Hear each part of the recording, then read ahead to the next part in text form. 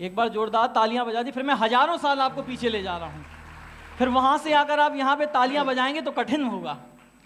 मित्रों, हमारे जैन पुराणों में 6 कालों में समय को बांटा गया है, कालखंडों को बांटा गया है। एक समय सबसे पहले तो मैं इन बच्चियों के माता पिता को बहुत साधुवाद देता हूं कि इतने अच्छे से इनको बिठाल के रखा है। इतने अच्छे अनुशासित संस्कारित बच्चे हमने और कहीं नहीं देखे हैं, सिर्फ गुजरात में मिल सकते हैं। 3 खंडों में बांटा गया है। तो एक समय ऐसा भी था कि जब कुछ करना ही नहीं रहता था, सामने एक पेड़ लगा था जिसे कल्प वृक्ष कहते थे, उसके सामने चले जाओ और कहो कि मुझे भूख लगी है, दाल क्या बोलते, फाफड़ा जलेबी कुछ होता, हाँ अच्छा फाफड़ा जलेबी, तो बिल्कुल बिल्कुल भीकम लाल जी के यहाँ की फाफड़ा जलेबी अपने सामने आ जाते थे। कह दो कि हमें ये वाला नक्काशी वाला रेशम वाला कुर्ता चाहिए है, हमें ये नक्काशी वाला कुर्ता, सामने आ जाता था। लेकिन काल के प्रभाव से वो कल्प वृक्षों के पत्ते सूखने लगे, कल्प वृक्ष खत्म होने लगे। उसी समय पर भगवान आदिनाथ चौथे काल के शुरुआत में और तीसरे काल के अंत में विराजित थे।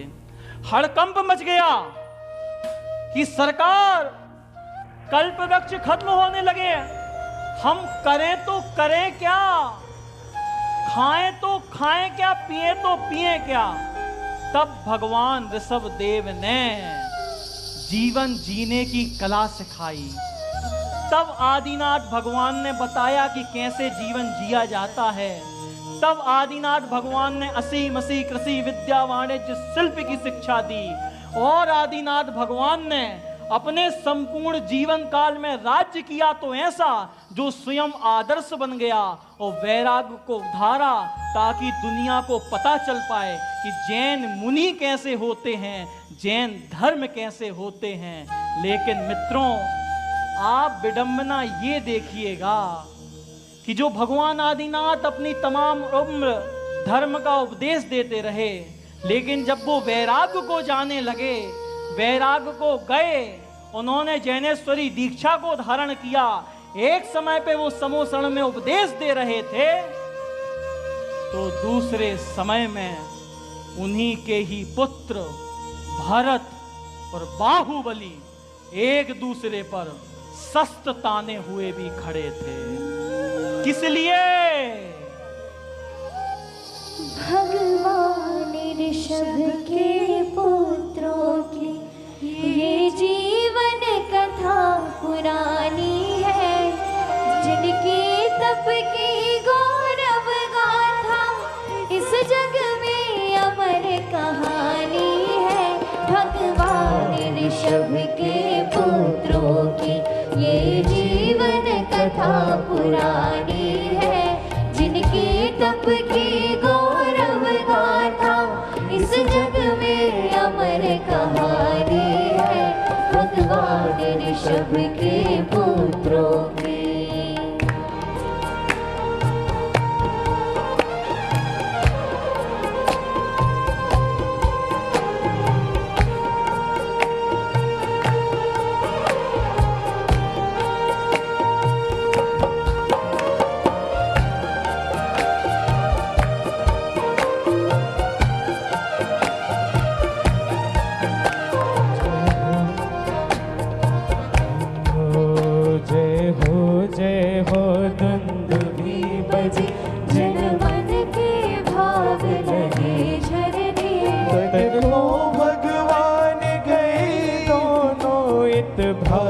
लगे शासन करने अपने अपने देशों का वो दोनों सुख राज चलाते हैं। पृथक पृथक पर हृदय एक भाई भाई का पाते हैं। फिर चक्र रत्न का उदय हुआ यूं भरत राज के जीवन में। चक्रवर्ती बन जाने का सौभाग्य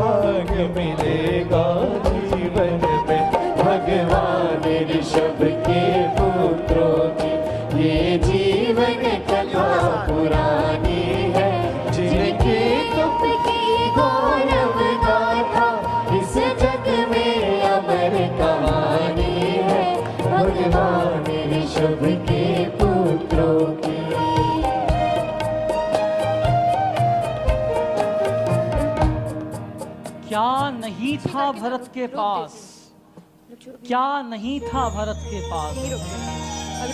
64,000 मुकुटधारी राजाओं के मुकुट जिनके चरणों में पड़े रहते थे।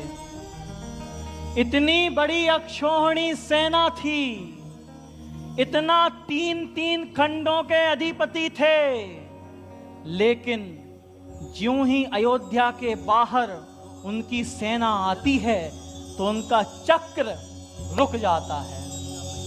अभी सब कुछ नहीं जीता, एक राज्य है जो जीतना भी बाकी है।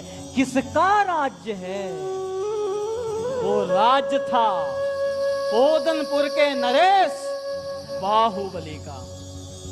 मित्रों, इंडियन हिस्ट्री में किंग्स के लिए अगर सबसे बड़ी कोई उपाधि कही गई है तो वो चक्रवर्ती की उपाधि कही गई है।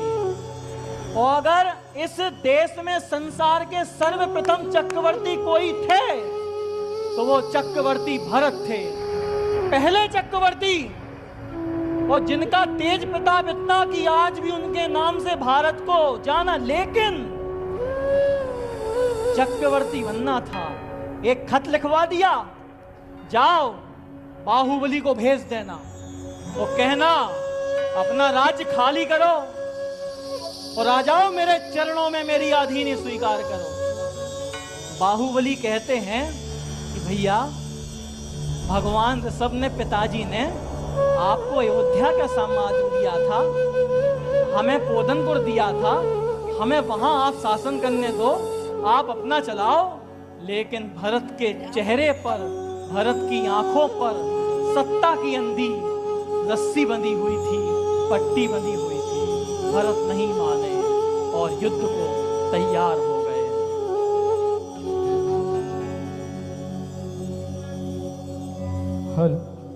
लक्ष्मी है कितनी प्रबल, अरे कितनों को विचलित कर देते। लक्ष्मी है कितनी प्रबल, अरे कितनों को विचलित कर देती। देखो भाई के लिए ईर्ष्या भाई में क्या भर देती। मैं राजा हूँ पोदनपुर का, मेरी भी जिम्मेदारी है। सम्मान रहे इस नगरी का, बस ये ही चिंता भारी है। अंतिम निर्णय ये लेता हूँ, मुझको ही कुछ करना होगा। भाई भाई का प्रश्न नहीं, रणहित आज मरना होगा। गंभीर हो गए बाहुबली, गंभीर हो गए बाहुबली।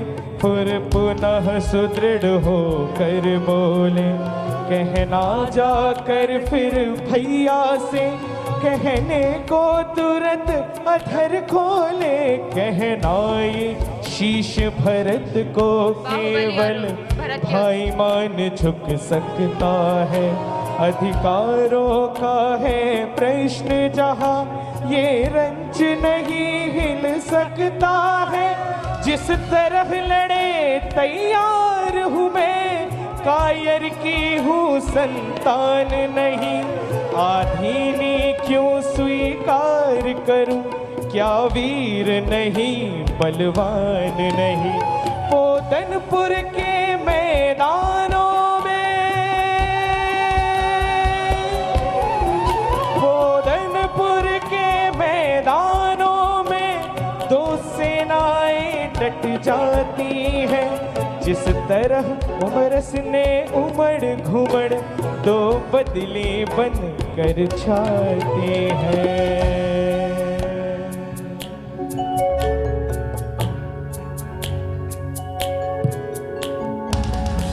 भरत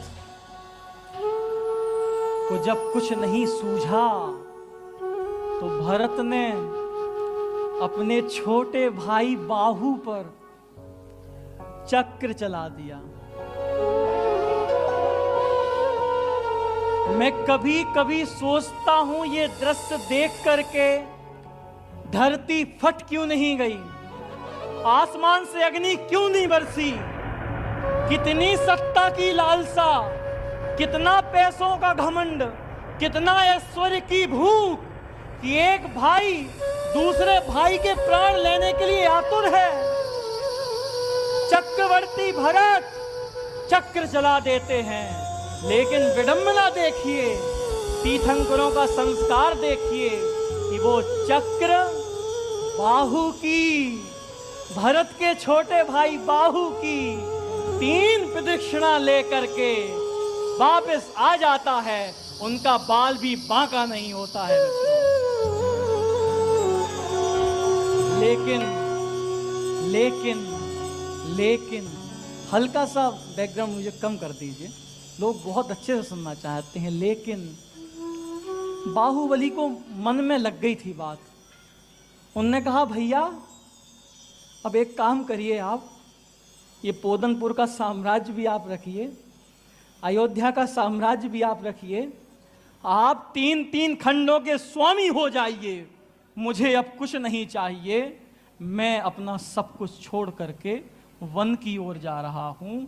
और जैसे ही बाहु सब कुछ छोड़ के वैराग्य की उस यात्रा के ऊपर निकल चले जिसकी परंपरा आज तक जीवित है, उनके तुरंत पीछे भरत कहते हैं बाहु बाहु बाहु, रुक जाओ, मत जाओ, मत जाओ, मत जाओ।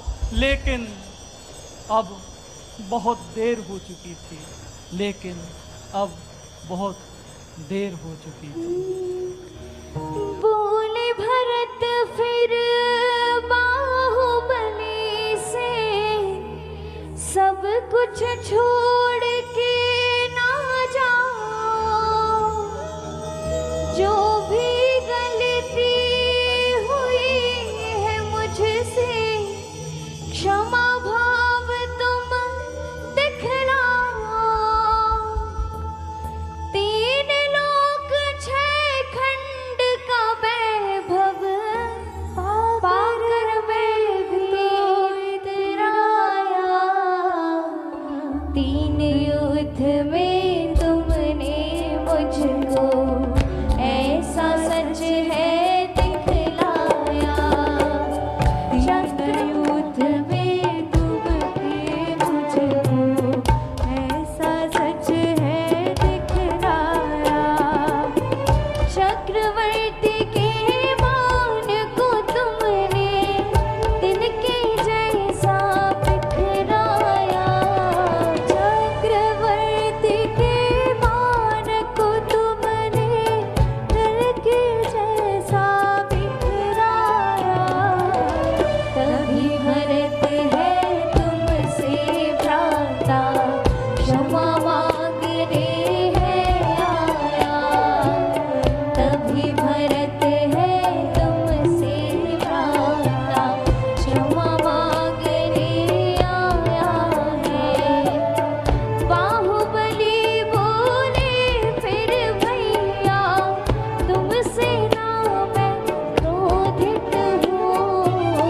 बाहुबली बोले फिर भैया तुमसे ना मैं क्रोधित हूँ। चक्र चलाया तुमने मुझ पर, मैं तो उससे क्षोभित हूँ। चक्र चलाया तुमने मुझ पर, मैं तो उससे क्षोभित हूँ।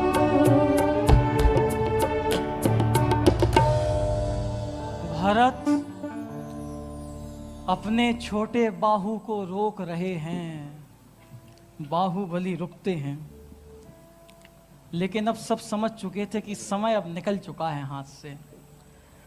भरत खड़े हुए हैं, बाहुबली खड़े हुए हैं और भरत उनके चरणों में झुके हुए हैं। दोनों के आंखों से अश्रु की धारा गिर रही है। राजा भरत के आंखों से गिरने वाला आंसू भगवान बाहुबली के चरणों में गिर रहा है, मानो बाहुबली का चरणाभिषेक हो रहा हो और कह रहा हो कि जाओ बाहु, अब जो तुमने मार्ग चुना है उसमें आगे बढ़ो।